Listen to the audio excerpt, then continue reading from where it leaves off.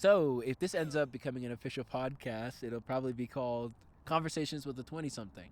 But today, on this lovely evening in Colorado Springs, we're here with Maya. And we're going to yap about love in modern times. Shout out to Deep Dive Philosophy, the TikToker, for the springboard, I guess.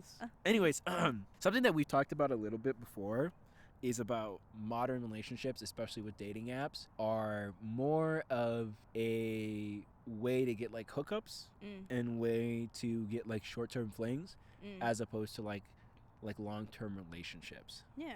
And something I have been curious about, do you think that that's just a product of how those Modern apps are age, set up, right? or do you think it's a Technology. product of like how our generation uses technology that we have it turned out that way? I mean, I think like they both feed into each other. We're so, I feel like, hooked up on like instant gratification True. that those two kind of bad cycles feed into each other. That makes sense. Yeah. I would say that like I would largely agree with that. And I think on some level, like the case can be made that those apps are designed to keep you on the app instead of like get you off the app.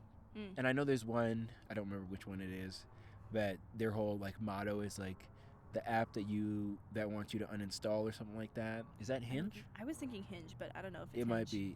be Hinge. I or don't pay attention Bumble. to the tagline. I don't really do either. I don't even use them. I kind of despise them myself. And as we've discussed Yeah, they're in depth, nasty. they're just gross. They're nasty work. And I think for me, there is some truth to that, but I also think that like there is like, oh, well, they designed the app to make like relationships bad, and it's like there is some accountability though for like how you're using the app. There are people that can use those apps to find relationships, even if it's much more difficult. But like short-lived. Yeah, but I think there is also like a level of reputation that comes with some of them, where there are some of them where it's like, oh, well, everyone understands that this is the hookup app, even Tinder, if it says it's yeah. meant for relationships. Yeah. And then this is a app for like finding a boyfriend or girlfriend, even if it's not super long distance or like super long term. And then this is Hinge. like the app really finding your soulmate or whatever. You know, or like this is the app for gay people, And, or like, this is the Facebook app dating. for Christians and stuff like that. Yeah. This is the app for finding like farmers. okay conservative white guys. Yeah. There's like just all kinds of markets, if you will. Like Yeah. you have like a certain target audience that you're going for if you pick a particular app. Yeah. But I think the question would be like, would you say that like it cheapens love to have apps for finding relationships, or Yeah. do you think that like that's 100%. doesn't count? You think so? Because there's those people like Katie who really knows how to like use those apps. Katie just knows how to really kind of like carry a conversation and start a connection and like really empathize, open herself up. But then I think there's also people, I guess, like me, who just kind of like need that kind of slow burn. And so I feel like there's not really room for the slow burn, which I think is, I said top tier romance, obviously. Yeah. Because I can't quit and I won't ever quit. But I think it does kind of like take away, like I've talked about before, like I think once you go on a date, you're already like in a dynamic where like, yes, this is either going to like lead to sex or dating, or we're not going to like each other or speak to each other ever again. But like, I don't know, I feel like it kind of dulls the connection opposed to like organically meeting somebody, being like, huh, you know, like we've talked about, like I'm putting you in like my maybe folder, or like kind of like an underlying connection there, or will like they, won't they? will they, won't they? Like Yeah. I just feel like that's so important. Okay. Those kinds of connections, because I feel like the intimacy shared in those is like completely organic, whereas like with the apps it's kind of like manufactured, like, oh, they're standing close to me like because we're in this dynamic and we should be standing close, and Oh, okay. and like I don't know.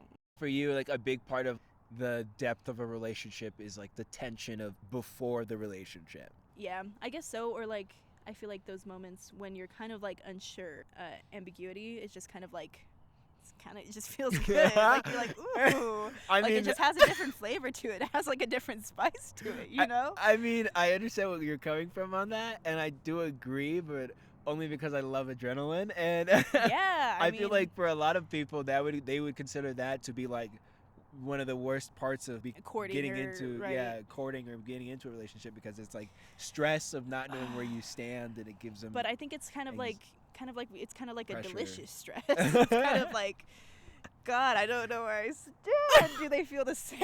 Like, are they ever gonna feel the same? Are they, You're like, are they having like similar like strange secret thoughts about me? Like I think that part's just like delicious.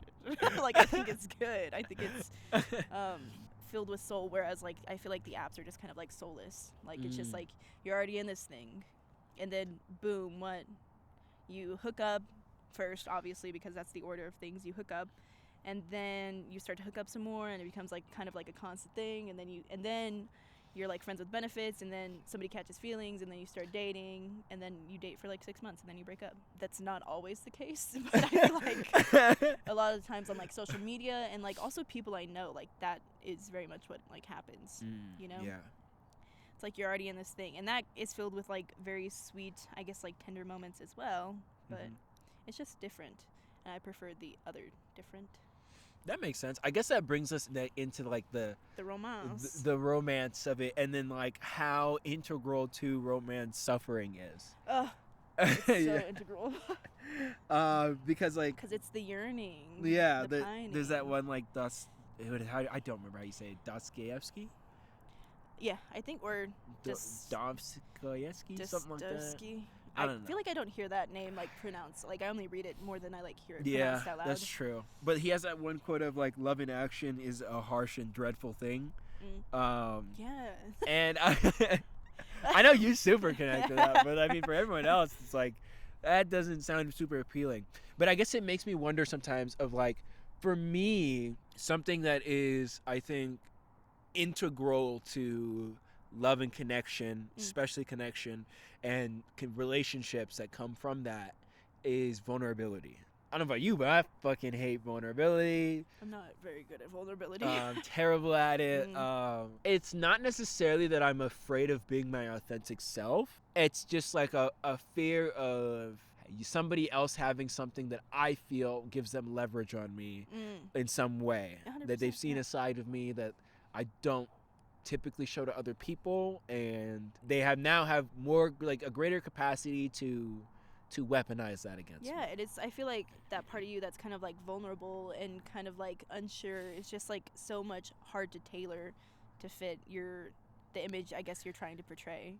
Yeah. Like it's kind of like that's when like anxiety and like just other stuff like that comes into play, and those are just like harder to tame. Present yourself as like very self-controlled, but I think it's like always, I don't know, I feel like I never see somebody be like a little nervous and I'm like ugh. Like I think it's always just like very charming, you know? Like it's like we do maybe overestimate to the extent to which it's a negative thing. Yeah. I feel like if you see somebody who's like kind of like being nervous about something or like blushing, or it's always very sweet, like it's very charming, like, oh, an emotion just like kind of moved you so deeply, like you couldn't even control it. And that's very sweet. Like you just felt something so deeply, you know? Yeah, that's fair. To be moved. But I do think that like sometimes I wonder, at least when it comes to like when I have like a connection like my current relationship, where I am feeling very like strongly about like, okay, like this is really something that like I means something to me, and I do want this to go well, and I know that requires vulnerability. Already, like kind of by default, my more or less my most authentic self. I just guard certain parts from other people, but then in the relationship, then I have to like do that heavy lifting of like, all right, so just so you know, now there's this thing, and there's also this thing, and you should probably know about this thing, and that's like you know, I have to like fight my own ego to get that out there, but like it's a very like intentional process. But then the other thing that I think to myself whenever I have a hard time with it is I would rather die than have everybody like or fall in love with a version of me that is not my most authentic self, because and especially because I've seen it go so south so many times, because people can kind of, I think that we have like an intuitive sense of like when somebody is being fake or insincere, or maybe not even that, but like incomplete in some way, where like you can kind of pick up on somebody not saying certain things that would be like big relevant things for you to know in a relationship or even as friends, and it just throws you off. Like it gives you like a weird vibe at times. For those that go their whole lives trying to be a version of themselves that is so far off from who they really are, or just somebody else entirely, and then not only have you lost yourself, but you're also alone. Like you're also lonely. Yeah. And even if you have these people surrounding you, you don't even feel like they like you because you know you haven't shown them you. You've shown them something else. Yeah. Yeah. And Yeah. that, I'm like, I'd rather be by my most authentic self and alone than be somebody else and still alone. Like, that's a worse fate than death to me. And Yeah. so, like, I have to make a concerted effort in relationships to be very forward about some of the parts of me that I'm not super comfortable with or at peace with, or I don't like about myself, or that like other people have told me that they don't like about me, things like that. Mhm. And then like put that out there, because at least then I know that like if they're okay with it still, they're okay with me, not like a version of me. Right. Yeah. Right. But then I wonder sometimes, do you think that like to other people it's a thing where like authenticity be damned, it is so much scarier that they would be their most authentic self and nobody would still like them? Or maybe even less general than that, the person that they want to like them wouldn't like them. I mean, I feel like there could always be that fear, definitely. You know, I don't think it's an unreasonable fear, but I think it's also something you can't really like change or like do anything about. Think so? Yeah. I mean, you're only human. I don't know. Wouldn't you just rather find somebody who likes you for your authentic self? No? Yeah. But I think that's what I'm saying. That like I would rather that. Yeah. But no, I agree. I can imagine certain people in my life, past and present, that would say that like they're not even willing to risk that because they would be.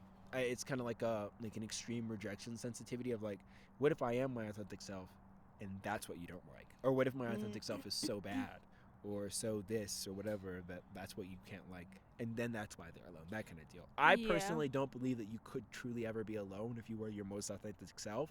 I think that there's always going to be people that will find you at your most authentic self and will accept that and embrace that simply for the authenticity, independent of like what qualities that takes.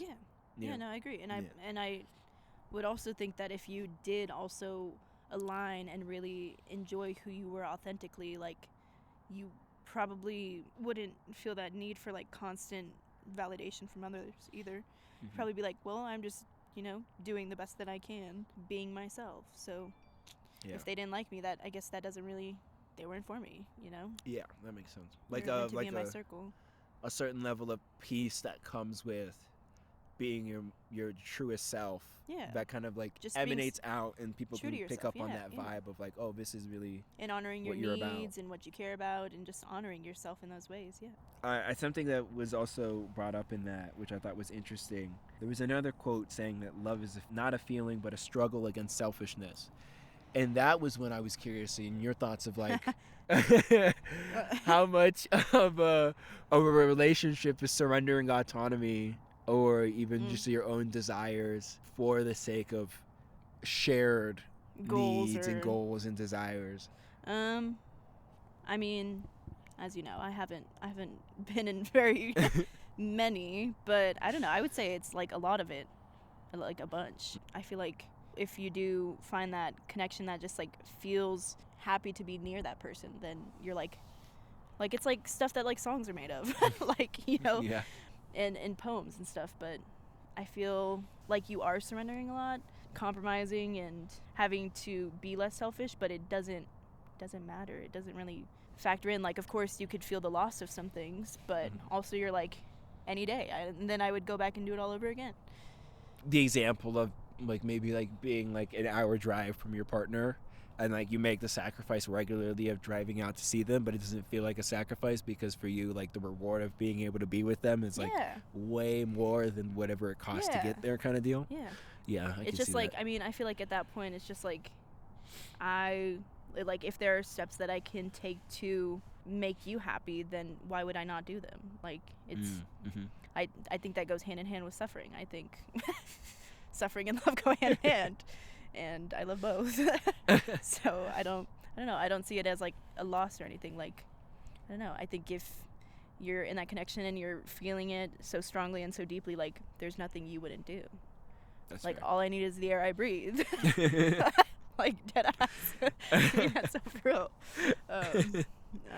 I guess that makes it interesting because I think there is a trend, especially with like therapy speak and like some of the other things in our generation of when it feels like a relationship requires too much effort, people will drop it altogether. Like, to what extent do you feel like that is something where it's legitimate, or where it's like you could have tried harder if this meant something to you, right. kind of deal? Yeah.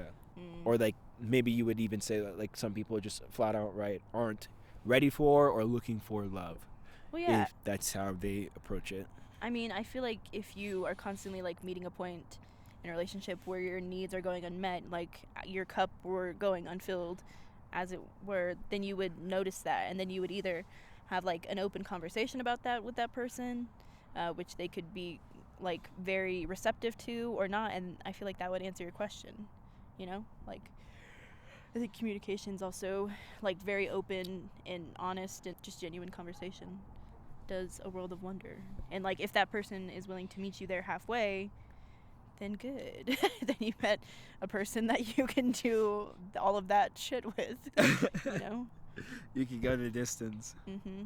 There was also another part of that, I guess, because there are a lot of people that kind of like relationship shop. But the fantasy of the perfect partner, and where it feels like these days a lot of people have like the idea of love or the idea of someone, and that's what they fall in love with, as opposed to the reality of love. To what extent do you think that like a lot of people view relationships and love through like rose-colored glasses, as opposed to like what level of the nitty-gritty raw ugliness of being human should be like accepted in a relationship? I don't know. I feel like especially right now that's so difficult in today's climate, because you get so many like women and men, but like who are just kind of putting up with like shitty behavior in the sake of love. I think it's very like circumstantial. Like I do think, you know, if you meet that person and they're meeting you halfway, there's nothing you can't do.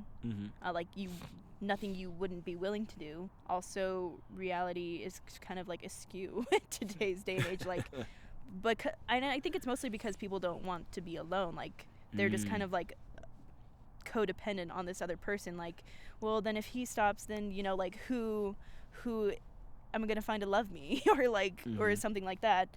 And not with that attitude. Like, you don't, I don't know, I feel like if you're seeking your wholeness from someone else, that's kind of like where you went wrong. And I don't know, that's like on to other conversations about like you're not gonna like meet somebody when you're wholly healed. Like love isn't gonna wait for you like that. I think listen to your gut sometimes. Like if you feel like this guy is just like being really shitty, I don't know, then you should dump him. Dump him. Quickly. Because I feel like they're, I mean, less likely today, in today's generation, not that I've seen, but there is somebody who could love you in better ways. And maybe not in the best way, but in a way that like really satisfies you, you know? I guess on that note, do you think our generation is better or worse than past generations when it comes to relationships and love and connection? I do feel like, I mean, women especially have like a lot more freedom than I guess like past generations, because I feel like, I mean, it happens even nowadays that like a woman gets like financially tied to a man, is kind of like stuck in something like that, or like emotionally dependent on a man, and they're hesitant to kind of like leave that situation. And vice versa. I just know more like women points of view. Yeah.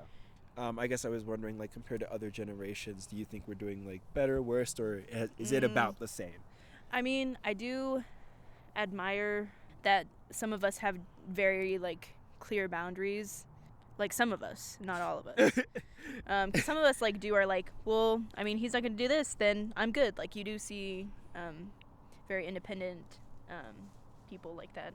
But not all the time. I feel like sometimes it's like, well, I'm going to put up with this because maybe if I put up with this for like 5 more months, then they'll call me their partner, or like they'll ask me to be, you know, exclusive or something like that. And or I think they'll stop doing drugs, or they'll stop flirting with this other girl, or they'll stop talking to their ex. I think you already know then that it's kind of like a dud. You're just kind of like putting off the inevitable of like having to put yourself out there again. Do you think there is such a thing as like holding out hope or grace, Like, is that an act of love or is that an act of masochism when people have themselves in that situation where they're just kind of waiting on somebody else to love them the way they've been asking for it? I think mostly masochism, but I also think, like I said, suffering.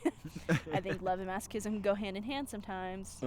But also, because I get into a pattern of this, I feel like, too, where I, like, am seeking validation and, like, I'm getting, like, maybe, like, a familiar pattern that I've experienced in the past where that person didn't give me validation, and that made the burn all so much sweeter.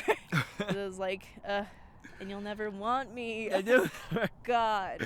I'm never going to stop trying. So I don't know. I feel like it could really toe the line. But it's circumstantial. I don't know. Okay, that's fair. I mean, to some extent, like, I think it has to do kind of like that one Perks of Being a Wallflower quote of, like, we accept the love we think we deserve. Yeah. Like, I think to some extent that is some of that. So if we believe that, like, we deserve a kind of love that is somewhat torture, then that's what we'll put ourselves through. Or if we believe that, like, or we have an expectation of, like, we expect very little from our partners. And that's something that I kind of want to look into a little bit. I think there's a correlation between people who are hyper independent and having really, like, terrible partners. I'm so serious. So what the fuck, man? What? I said, damn. It kind of cut. I said, cut the mic. Cut the fucking mic. Turn it off. Turn the mic off.